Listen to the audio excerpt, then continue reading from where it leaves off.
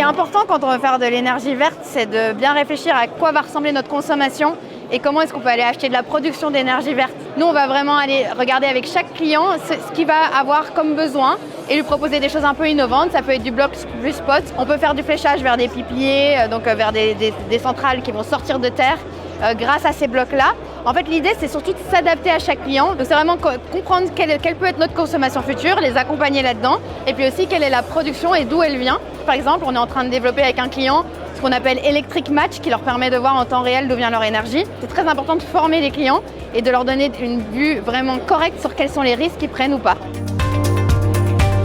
On fait ça par exemple chez les particuliers, on paye nos clients pour qu'ils consomment moins, donc c'est complètement contre-intuitif. Chez les entreprises et les collectivités, on va vraiment trouver des manières de les encourager à réduire leur consommation, même si ça nous coûte de l'argent. Par exemple, avec les collectivités, on a lancé une expérimentation avec Enedis pour couper l'éclairage public pendant la nuit. On était les premiers à faire ça. Pour les entreprises aussi, on va aller chercher, par exemple, l'effacement, parce que ça peut leur rapporter de l'argent de s'effacer au moment où le réseau électrique est très tendu. Faites un effort pendant 1 heure ou 2 et vous serez rémunéré pour ça.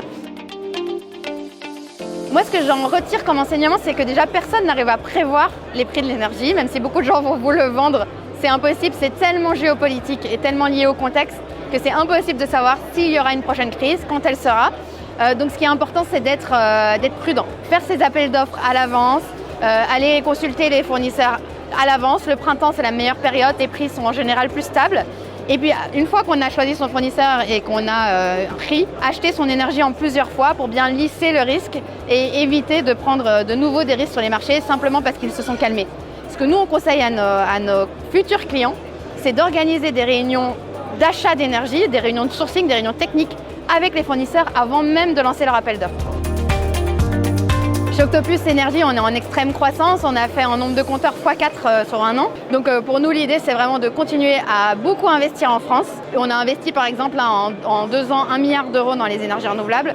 Et l'idée, c'est de continuer ça. C'est hyper important d'aider tout le monde à participer à cette transition écologique ensemble.